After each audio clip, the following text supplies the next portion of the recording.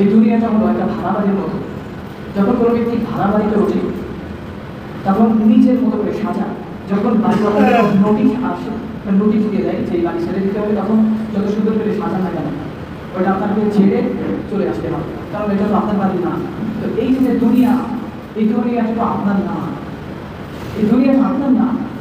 এখানে আসল মালিক হলো আল্লাহ সুবহানাহু ওয়া তাআলা। এই মালিক যখন ডাক দেবে তখন আপনাকে চলে যেতে হবে। এই মালিকের নোটিশ যখন আসবে আপনাকে চলে যেতে হবে, চলে যেতে হবে। রং ধরা যৌবন জং ধরে একদিন শেষ হয়ে যায়। রং ধরা যৌবন জং ধরে শেষ। কত মানুষকে দেখেছি তারা দুনিয়ার উপরে দাপট দেখিয়েছিল, দুনিয়ার উপরে তারা শক্তিশালী মানুষ ছিল, কিন্তু পার্থক্যে উপনীত হয়ে তাদের অবস্থা মানুষ ছাড়া, মানুষের সাহায্য ছাড়া তারা চলতে পারে। এটি দুনিয়া। সম্মানিত হাজির, আপনারা হয়তো বুঝতেছেন না যে এই দুনিয়াটা কত অতি নগণ্যের চেয়ে নগণ্য। এই দুনিয়াটা এত সংকীর্ণময় একটা জায়গা, এখানে বেশি দিন বেঁচে থাকা যায় না। সীমিত দিনের জন্য আমরা এসেছি। এই সীমিত দিনের জন্য আশায় আমরা যে এত কিছু করছি, এত কিছু করছি, মনে হয় যে আমরা 1000 বছর 700 বছর এরকম বেঁচে থাকবো, কিন্তু না। এই দুনিয়াতে এতদিন আপনি হাত পাবেন না। এখন বড় জোর 100 বছর। সচরাচর তো আমাদের বাংলাদেশে বা পুরো পৃথিবীতে 100 বছরের বেশি বাঁচে না, বা 100 বছর বা 110 বছর এতটুকু হায়াত নেই, এর বেশি তো পৃথিবীতে থাকা যায় না। এজন্য সময় দেওয়া যে এই দুনিয়াটাকে আপনি তুচ্ছ তাচ্ছিল্য মনে করেন, দুনিয়ার মায়া ছেড়ে আপনাদেরকে চলে যেতে হবে, এইটা আপনার অন্তরে লালন করে, তাহলে আপনি পরপারে নাজাতে পাবেন এবং নাজাত ছিলাম। দেখেন আল্লাহ রাসূল সাল্লাল্লাহু আলাইহি ওয়াসাল্লাম কি বলতেছেন এক হাদিসে।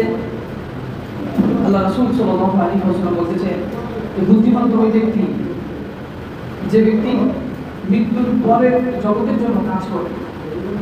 আল্লাহ তাআলা এই বলতেছেন যে আমি কিন্তু আমার তোমাদেরকে সময় দেব না।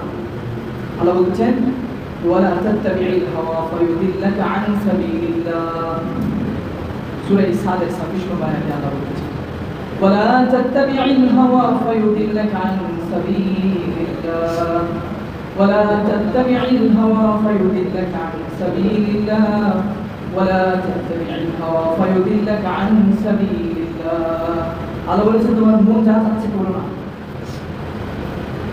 তোমার ইচ্ছা মতো তুমি কাজ করো না, আল্লাহ বিধান অনুযায়ী তুমি কাজ করো, এইভাবে তুমি চলো। দুনিয়াতে আমার বাড়ি, আমার জমি, আমার সম্পদ, আমার বিল্ডিং, সবকিছু আমার, অথচ তার ভিতর থেকে নিঃশ্বাস বেরোলে শেষ। আরে মানুষ রঙিন মানুষ ধ্বংস হয়ে ঠুস, আপনার ভিতর থেকে নিঃশ্বাস বেরোবে, আপনি শেষ।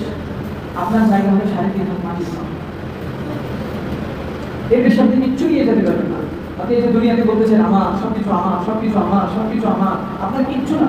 এক হাদিসে এসেছে আপনি যেটা খেয়ে গেলেন এটা আপনার সম্পদ, আর যেটা দান করে গেলেন এটাই আপনার সম্পদ। এছাড়া আপনি দুনিয়ার বুকে যেটা রেখে যাবেন এটা থেকে আপনি ভোগ করতে পারবেন না, এটা আপনার সম্পদ না। এই সম্পর্কে আল্লাহ রাসূল সাল্লাল্লাহু আলাইহি ওয়াসাল্লাম একটা হাদিস বর্ণনা করেছেন। নবী সরদারে মদিনা বলেন মানুষ মারা গেলে তার সমস্ত কাজগুলো বন্ধ হয়ে যায়, সমস্ত আমলগুলো বন্ধ হয়ে যায়, কিন্তু 3টা আমল ব্যতীত, 3টা আমল ছাড়া। নবী সরদারে মদিনা বলেছেন এই 3টা আমল কখনোই বন্ধ হয় না, অর্থাৎ এই 3টা আমল মৃত্যুর পরেও তার জারি থাকে।